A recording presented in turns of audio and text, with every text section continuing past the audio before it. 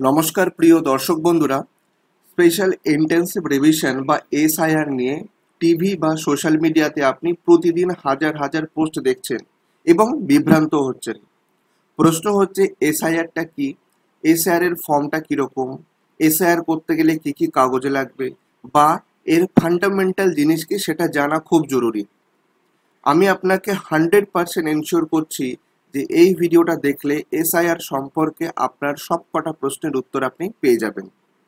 Authentic এবং genuine ইনফরমেশনই আমি আজকে এই চ্যানেলে এই ভিডিওর মাধ্যমে আপনাকে দেব। তার মূল কারণ হচ্ছে, নির্বাচন কমিশনের যে ইস্তেহার, সেই ইস্তেহার থেকেই আমি সমস্ত ইনফরমেশন আপনাদের সামনে তুলে ধরব। এখানে যেটা নেই সেটা বলবো না, যেটা আছে সেটাই বলবো। প্রথমে বলি যে এই স্পেশাল ইন্টেন্সিভ রিভিশন বা এসআইআর এটা কে করছে। এটা কোনো রাজ্য সরকার বা কেন্দ্রীয় সরকার নয়, এটা করছে ইলেকশন কমিশন অফ ইন্ডিয়া। এটা আপাতত দুটো ফেজে প্ল্যান করা হয়েছে। প্রথম ফেজে বিহারে হয়েছে, যেখানে একটিমাত্র ভুল বের হয়নি, যার ফলে কোনো অ্যাপিল হয়নি, মানে আমার আপনার মতো কোনো সাধারণ মানুষ অ্যাপিলে যায়নি। যা হয়েছে সেটা 100% কারেক্ট হয়েছে। আর ফেজ টু, এটাতে 12টা স্টেটে হবে এবং ইউনিয়ন টেরিটরি মানে কেন্দ্রীয় শাসিত অঞ্চলে হবে। এটা হচ্ছে এসআইআর এর ফান্ডামেন্টাল পয়েন্ট। এবার প্রশ্ন হচ্ছে, কেন এসআইআরটা জরুরি? আমাদের সংবিধানের আর্টিকেল 326 এখানে পরিষ্কার বলে দিয়েছে যে আপনি যদি একজন ভোটার হন, তাহলে আপনাকে আগে দেখতে হবে যে আপনি এলিজিবিলিটি ক্রাইটেরিয়া স্যাটিসফাই করছেন কিনা। আপনি যদি একজন এলিজিবল ভোটার না হন কিন্তু আপনার নাম ভোটার লিস্টে থাকে, তাহলে আপনার নামটা ভোটার লিস্ট থেকে বাদ যাবে। এইটার জন্যই স্পেশাল ইন্টেন্সিভ রিভিশন। তাহলে প্রশ্ন হচ্ছে, কার কার নাম এই ভোটার লিস্টে থাকবে? এর উত্তর হচ্ছে, আপনাকে 4টে পয়েন্ট স্যাটিসফাই করতে হবে। প্রথমে আপনাকে ইন্ডিয়ার সিটিজেন হতে হবে। তার মানে আপনি যদি ভারতের নাগরিক না হন, তাহলে আপনি এসআইআর এ পার্টিসিপেট করতে পারবেন না। আপনার জন্ম ভারতে কিন্তু আপনি আমেরিকায় থাকেন, কাজ করেন, আপনি এসে ভারতের ভোটার লিস্টে নাম তুলতে পারবেন না। আপনি ভারতে জন্মগ্রহণ করেননি, বিদেশে জন্মগ্রহণ করেছেন, ভারতে এসে ঘুরছেন, থাকছেন, খাচ্ছেন, আপনি ভারতের নাগরিক নন, আপনি ভোট দিতে পারবেন না। এটা হচ্ছে ফান্ডামেন্টাল কথা। দ্বিতীয় কথা হচ্ছে, আপনার বয়স যদি 18 বছর না হয়, আপনি ভোট দিতে পারবেন না। তৃতীয় কথা হচ্ছে, আপনাকে সেই কনস্টিটিউয়েন্সি মানে সেই বিধানসভা ক্ষেত্রের অর্ডিনারি রেসিডেন্ট হতে হবে। উদাহরণস্বরূপ বুঝিয়ে দিন, ধরুন যে কোনো একটা নির্বাচন ক্ষেত্র যেখানে আপনি থাকেন, আপনি যদি সেখানকার স্থায়ী বাসিন্দা হন, তাহলেই আপনি কিন্তু সেই বিধানসভা ক্ষেত্রে ভোট দিতে আপনি এলিজিবল হবেন। আমি যদি দুটো জায়গায় থাকি, মানে ধরুন আমার একটা বাড়ি কলকাতায় আর একটা বাড়ি শিলিগুড়িতে, আমি থাকতেই পারি। আমি দুটো কেন, আমি 20টা জায়গায় থাকতে পারি, কিন্তু আমি কোন জায়গার অর্ডিনারি রেসিডেন্স মানে বেশিরভাগ থাকি, বা আমার থাকাটা কিভাবে পরিচিত হয়, আমি সেই বিধানসভা ক্ষেত্রেই কিন্তু একমাত্র ভোট দিতে পারবো। আর চতুর্থ পয়েন্ট হচ্ছে, not disqualified under any law. তার মানে ভারতবর্ষে অন্য কোনো আইনে যদি আমাকে কোনো রকম বাধা দেওয়া না হয়, বা বাধাপ্রাপ্ত না হই, বা আমার কোনো ডিসকোয়ালিফিকেশন না থাকে, তাহলে আমি এলিজেবল হব একজন ভোটার হিসেবে। সুতরাং বুঝতেই পারছেন, আপনাকে ভারতের নাগরিক হতে হবে, 18 বছর বয়স হতে হবে, আপনাকে সেই কনস্টিটিউয়েন্সির অর্ডিনারি রেসিডেন্ট হতে হবে, এবং অন্য কোনো আইনে আপনি ডিসকোয়ালিফাইড নন, তবেই আপনি ভারতবর্ষের একজন ভোটার হিসেবে পরিগণিত হবেন। এবার বলি, কেন এই এসআইআর এর প্রয়োজনীয়তা। দেখুন, 2002 থেকে 2004 সাল এর মধ্যে লাস্ট এসআইআরটা হয়েছিল, প্রায় 21 বছর আগে। এই কারণে 2002 সালে যে এসআইআর হয়েছে তার লিস্টটাকে কিন্তু আমরা আমাদের 2025-এর এসআইআর এর মেন বা বলতে পারি ইয়ারস্টিক হিসেবে আমরা দেখছি। 2002-এ যাদের নাম আছে সেই নামটাকে ধরেই এগোনো হচ্ছে। অনেকেই প্রশ্ন করছেন যে 2002 কেন, 2001 নয় কেন, 2003 নয় কেন। এর উত্তর হচ্ছে, 2002 সালে লাস্ট এসআইআর হয়েছিল। এবার প্রশ্ন হচ্ছে, কেন এসআইআর দরকার পড়ে। খুব খুব সহজ উত্তর, এবং এটা বোঝার জন্য আপনাকে কোনো শিক্ষিত বা হায়ার এডুকেশন বা ডিগ্রিধারী হতে হবে না। ফান্ডামেন্টাল কারণেই এসআইআর দরকার পড়ে। একটা হচ্ছে ফ্রিকুয়েন্ট মাইগ্রেশন। আপনি হয়তো আগে কলকাতায় থাকতেন, এখন চাকরি পেয়ে আপনি লস অ্যাঞ্জেলেসে চলে গেছেন, তাহলে কি আপনি কলকাতায় ভোট দিতে পারবেন? পারবেন না, সিম্পল জিনিস। সেকেন্ড হচ্ছে resulting in voters getting registered at more than one place. এটা কি? আপনার ধরুন কলকাতায় বাড়ি আছে, আপনার ধরুন দিল্লিতেও ফ্ল্যাট আছে, আপনি কি তাহলে পশ্চিমবঙ্গে এবং দিল্লি দুটো জায়গাতেই ভোট দিতে পারবেন? না, একটা জায়গায় ভোট দিতে পারবেন। তৃতীয় পয়েন্ট হচ্ছে নন রিমুভাল অফ ডেড ভোটার। আপনার পরিবারে যদি কেউ মারা যান তাহলে তার নামটা ইলেকশনের যে লিস্ট বা ভোটার লিস্ট সেখান থেকে বাদ যেতে হবে। যদি কোনো কারণে সেটা বাদ না যায় তাহলে সেটা বাদ দিতে হবে। এবং চতুর্থ কারণ হচ্ছে wrongful inclusion of any foreigner. কোনো বিদেশি নাগরিকের নাম যদি ভুল করে ভোটার লিস্টে ঢুকে যায় তাহলে সেই নামটা বাদ দিতে হবে। অর্থাৎ এটা সহজ কথায় ভোটার লিস্ট কারেকশন। সুতরাং এটা নিয়ে কোনো রকম দুশ্চিন্তার কারণ নেই। 2002 সালেও এই ঘটনাটা ঘটেছে এবং 2025-এও এই ঘটনাটা ঘটবে। শুধু ফারাক হচ্ছে তখন সোশ্যাল মিডিয়া ছিল না, তখন মানুষ আইনটাকে ফলো করত, আইন যেটা হতো সেই আইনের সঙ্গে মানুষ সহযোগিতা করত। এখন মানুষ আইনকে চ্যালেঞ্জ করার মতো জায়গায় চলে গেছে। এই জন্যই দিকে দিকে আপনি অশান্তি অসন্তোষ দেখছেন। এবার আসুন এর মূল বিষয়ে আমরা প্রবেশ করি। আলোচনার মধ্যেই একটা বিষয় আমি ডিসকাস করে দিই যে অনেকেই হয়তো এই পেপারের লিস্টটা দেখেছেন, টিভি বা সোশ্যাল মিডিয়াতে এই লিস্টটা প্রকাশ পাচ্ছে। তো এখানে একটা প্রশ্ন সাধারণভাবেই আসে আমাদের মাথায়, সেটা হচ্ছে যে আমাদের কি এই পেপারগুলো সঙ্গে রাখতে হবে? দেখুন আমি ক্ল্যারিফাই করে দিই, 2002 সালে যাদের নাম ভোটার লিস্টে ছিল তাদের কোনো পেপার, মানে এই লিস্টে যে পেপারগুলো দেওয়া হয়েছে কোনো পেপার দিতে হবে না। 2002 সালে আপনার নাম থাকলে আপনি এসআইআর এর যে ফর্ম রয়েছে সেই ফর্ম ফিল আপ করে সাইন করে জমা করে দেবেন, আর কোনো অ্যাটাচমেন্ট দিতে হবে না। কিন্তু 2002 সালে যাদের নাম ভোটার লিস্টে ছিল না তাদেরকে এই পেপারগুলোর মধ্যে যে কোনো একটা পেপার বা তার জন্য রিলেভেন্ট পেপার সাবমিট করতে হবে। এবার একটা প্রশ্ন উত্তর আমি এর সঙ্গে দিয়ে দিই যে 2002 সালে কেন ভোটার লিস্টে নাম ছিল না। তার মেইনলি দুটো কারণ হতে পারে। প্রথম কারণ হচ্ছে আপনার 2002 সালে যদি 18 বছর বয়স না হয় তাহলে ন্যাচারালি 2002 সালের ভোটার লিস্টে আপনার নাম ছিল না। তাই আপনাকে এখন এই পেপারগুলোর মধ্যে একটা পেপার জমা করতে হবে। আরেকটা কারণ হতে পারে যে 2002 সালে আপনি ভোটার ছিলেন, মানে আপনি একজন বৈধ ভোটার ছিলেন, কিন্তু কোনো কারণে ভোটার লিস্টে আপনার নামটা ওঠেনি। তো এখন আপনি 2025 সালে এসে আপনার নামটা ভোটার লিস্টে তুলতে চাইছেন। তাই যেহেতু 2002 সালের ভোটার লিস্টে আপনার নামটা নেই, তাই আপনাকে এই পেপারগুলোর মধ্যে যে কোনো একটা পেপার বা আপনার জন্য প্রয়োজনীয় রিলেভেন্ট যে কটা পেপার হয় সে কটা পেপার আপনাকে সাবমিট করতে হবে। এবার আমি আলোচনা করব এই এসআইআর পদ্ধতিতে আপনার রোল কি। কিন্তু এটা জানার আগে একটা প্রশ্ন আমার মাথায় আসছে এবং আমার বিশ্বাস আপনারা সবাই এই কথাটাই ভাবছেন যে যখন এসআইআর প্রসেস চলবে তখন যদি আমি বাড়িতে না থাকি তাহলে কি হবে। দেখুন, এসআইআর পদ্ধতিতে বুথ লেভেল অফিসার আপনার বাড়িতে ভিজিট করবেন, কিন্তু যদি দেখা যায় যে সে সময় আপনারা বাড়িতে কেউ নেই তাহলে কি হবে? অথবা আপনাদের বাড়িতে যতজন মেম্বার তার মধ্যে হয়তো একজন আছেন, বাকিরা কাজের সূত্রে বাইরে চলে গেছেন বা অফিসে আছেন, তখন কি হবে? এই প্রশ্নের উত্তরটা আগে আমি আপনাদের দিয়ে দিই। দেখুন, যদি আপনি বা আপনার বাড়ির কোনো সদস্যই এসআইআর এর দিন যখন বিএলও মানে বুথ লেভেল অফিসার ভিজিট করছেন তখন যদি না থাকেন, যে কোনো কারণে হতে পারে, হয়তো বাড়ির 4জন বা 5জন মেম্বার প্রত্যেকেই চাকরি করেন বা বাইরে ঘুরতে গেছেন বা কেউ হসপিটালাইজড, তখন কি হবে? তখন আপনি অনলাইনে এই এসআইআর প্রসেসটা করে ফেলতে পারবেন।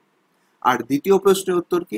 দ্বিতীয় প্রশ্নের উত্তর হচ্ছে যে যদি আপনার বাড়িতে অ্যাডাল্ট কোনো মেম্বার থাকে, যেমন ধরুন আমার বাড়িতে যদি আমার বাবা বা মা থাকে, আমি হয়তো কাজের সূত্রে বাইরে আছি বা চাকরি করার জন্য অফিসে আছি, তখন বিএলও যখন ভিজিট করবেন আমার বাবা বা মা, তাদের যে বিএলওর থেকে প্রাপ্ত কাগজ সেই কাগজের ভিত্তিতে এসআইআরটা করে দেবেন এবং আমার হয়ে উনি অ্যাডাল্ট মেম্বার হিসেবে উনি আমার ফর্মটাও ফিল আপ করে ওখানে সাবমিট করে দেবেন। অথবা যদি আমি চাই তাহলে আমি এসে পরে সময় মতো আমি অনলাইনে আমার এই এসআইআর প্রসেসটা করে ফেলতে পারি। তাহলে জিনিসটা আমি এখানেই ক্লিয়ার করে দিই যে এসআইআর প্রসেস করার জন্য এটা জরুরি নয় যে আপনাকে 24 ঘন্টা বাড়িতে বসে থাকতে হবে, বাড়ির বাইরে বেরোতে পারবেন না।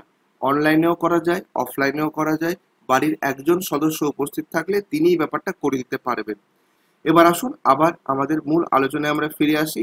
দেখুন, প্রথমে 28 অক্টোবর থেকে 3রা নভেম্বর এই যে ফেজটা, এটা হচ্ছে ইলেকশন কমিশনের যারা ডেপুটেড অফিসার মানে বিএলও বা অন্যান্য অফিসার তাদের প্রিপারেশন, ট্রেনিং, কাগজপত্র প্রিন্টিং এর সময়।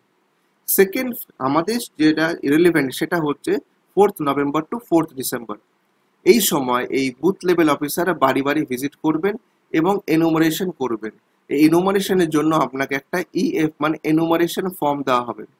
আপনি যে কোনো জায়গায় যখন যাবেন আপনি দেখবেন এই এনুমারেশন ফর্মের কথা হচ্ছে, কিন্তু এনুমারেশন শব্দের অর্থ কি সেটা কিন্তু কেউ বলছে না, ফলে একটা বিভ্রান্তির সৃষ্টি হচ্ছে।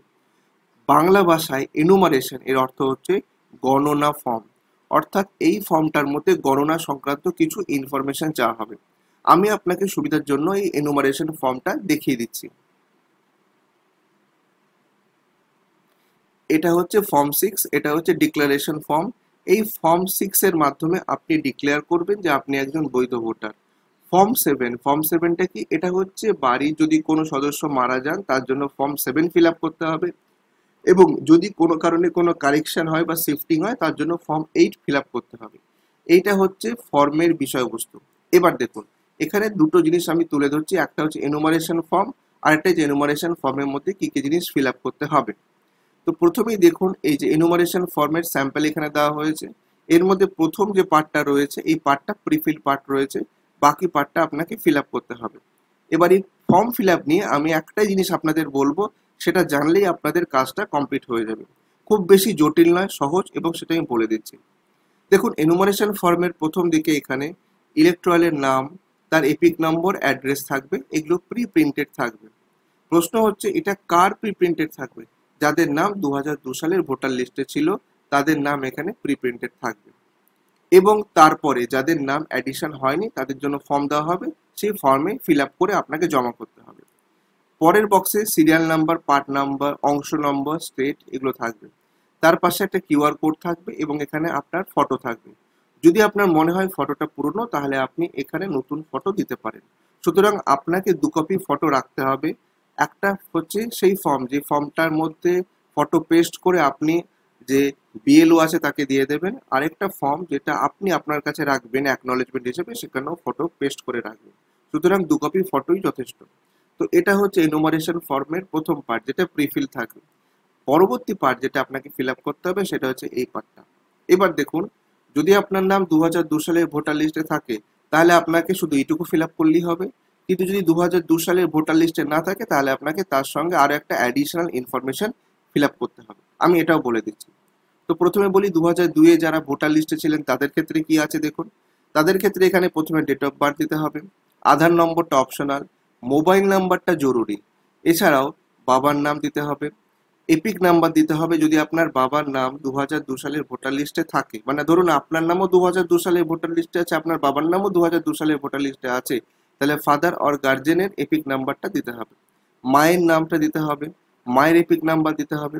যদি আপনার স্ত্রী থাকে বা বিবাহিত হন বা আপনি যদি মহিলা হন, আপনার হাজবেন্ডের নামটা এখানে দেবেন এবং তার মানে আপনার স্পাউসের এপিক নাম্বারটা এখানে দেবেন, তাহলেই কাজটা হয়ে যাবে। কিন্তু যাদের নাম 2002 সালের ভোটার লিস্টে ছিল না তাদেরকে এইটার সঙ্গে সঙ্গে অ্যাডিশনাল একটা ডিক্লারেশন দিতে হবে, যেখানে আপনাকে রিলেটিভের নামটা বলতে হবে। রিলেটিভ বলতে কে? রিলেটিভ বলতে আমরা সহজ ভাষায় বাবাকেই বুঝি, অথবা বাড়ির যে কোনো অ্যাডাল্ট মেম্বার হতে পারে। এইটাই হচ্ছে সেই সমস্ত ব্যক্তিদের জন্য যাদের নাম 2002 সালের ভোটার লিস্টে ছিল না বা ইলেকট্রাল রোলে ছিল না, পরে ইনক্লুশন হয়েছে। এবার আসুন আমরা আমাদের আলোচনায় আবার ফিরে আসি। তো 4 নভেম্বর থেকে 4 ডিসেম্বর পর্যন্ত এই এনুমারেশন ফেজ মানে গণনা পর্ব চলবে, এবং 9 ডিসেম্বর ড্রাফট ইলেকট্রাল রোল প্রকাশিত হবে। এইখানে একটা জিনিস হতে পারে, সেটা হচ্ছে এর মধ্যেও কিছু ভুল ভ্রান্তি হতে পারে, কারণ একটা কাজ যখন হয় তখন তার অনেকগুলো ফেজে যখন হয়, কোনো একটা ফেজে যদি ভুল হয় তাহলে ড্রাফটিংয়ে কিন্তু সেই ভুলটা চলে আসে। তো সেই জন্য জরুরি হয় যে ড্রাফট ইলেকট্রাল রোল প্রকাশের পর আবার রিভেরিফাই করা, রিভ্যালিডেট করা। এই জন্য 9 ডিসেম্বর থেকে 8 জানুয়ারি অবধি ক্লেম এবং অবজেকশন পিরিয়ড দেওয়া হয়েছে। অর্থাৎ এই সময় আপনি দেখবেন আপনার নামটা যদি কোনো কারণে না ওঠে, বা আপনি নামটা উঠে গেছে কিন্তু নামটা অন্য কনস্টিটিউয়েন্সিতে উঠেছে, বা যে কোনো রকমের ক্লেম বা অবজেকশন যদি থাকে, তাহলে সেটা এই 9 ডিসেম্বর থেকে 8 জানুয়ারির মধ্যে আপনি করে নেবেন। এইবার 8 জানুয়ারির পর কিন্তু আর কোনো রকম আপনাকে সুযোগ দেওয়া হবে না। তাহলে যা করার আপনাকে 8 জানুয়ারির মধ্যেই করতে হবে। কিন্তু এখানে আপনাকে একটা সুযোগ দেওয়া হচ্ছে।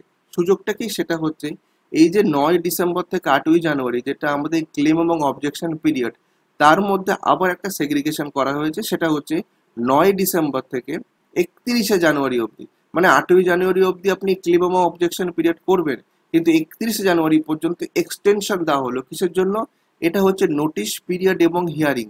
মানে যদি আপনার যে অবজেকশন আছে সেই অবজেকশনটাকে শোনার জন্য সময় দিতে হবে নির্বাচন কমিশনকে, তার জন্য ওরা ডিস্ট্রিক্ট ম্যাজিস্ট্রেট এবং চিফ ইলেকটোরাল অফিসার এই দুজনকে হিয়ারিং এর অপশন দিচ্ছে। ডিস্ট্রিক্ট ম্যাজিস্ট্রেট পাবেন হিয়ারিং 1 এবং সিও পাবেন হিয়ারিং 2 এর অপশন। এই দুটো অপশন পাওয়ার পর আপনার কিন্তু নোটিশ ফেজ কমপ্লিট হবে, ক্লেম এবং অবজেকশন পিরিয়ড ক্লোজ হবে 31শে জানুয়ারি থেকে। তারপরে 7 দিন সময় দেওয়া হচ্ছে। এই 7 দিন সময়ের মধ্যে নির্বাচন কমিশন নিজেরা রেডি হবে। কিসের জন্য রেডি হবে? না ফাইনাল ইলেকট্রাল রোল প্রকাশের জন্য। অর্থাৎ 31শে জানুয়ারি থেকে 7ই ফেব্রুয়ারি অবধি ইলেকশন কমিশনের আবার পোস্ট ওয়ার্ক ফেজ, এই সময় তারা নিজেরা কাগজপত্র টাইপ করা, রেডি করা, প্রিন্ট করা, ওয়েবসাইটে প্রকাশ করে এই সমস্ত কাজ করবে। 7ই ফেব্রুয়ারি 2026-এ গিয়ে ফাইনাল ইলেকট্রাল রোল প্রকাশিত হবে। এই যে ইলেকট্রাল রোল প্রকাশিত হবে, এইটার ভিত্তিতে 2026 সালের নির্বাচন হবে এবং পরবর্তী নির্বাচনগুলো এই যে নির্বাচন তালিকা, সেই তালিকা ওয়াইজই হবে। যতক্ষণ না পর্যন্ত পরবর্তী এসআইআর হচ্ছে ততক্ষণ পর্যন্ত এই তালিকাকেই মান্যতা দেওয়া হবে। তো বন্ধুরা, এই ছিল এসআইআর প্রসেস। আশা করি আপনারা পুরো এসআইআর প্রসেসটা বুঝতে পেরেছেন। ভিডিওটা কেমন লাগলো অবশ্যই আমাকে জানাবেন। আর আমি রিকোয়েস্ট করছি যে আমাদের চ্যানেলটাকে সাবস্ক্রাইব করতে ভুলবেন না, কারণ এইরকম ইনফরমেটিভ ভিডিও আমি এরপর লাগাতার আনতে থাকবো। আজকের জন্য এখানেই শেষ করছি, আরেকদিন হাজির হব এইরকমই ইনফরমেটিভ ভিডিও নিয়ে। সবাই সাথে থাকবেন, পাশে থাকবেন, ভালো থাকবেন। নমস্কার।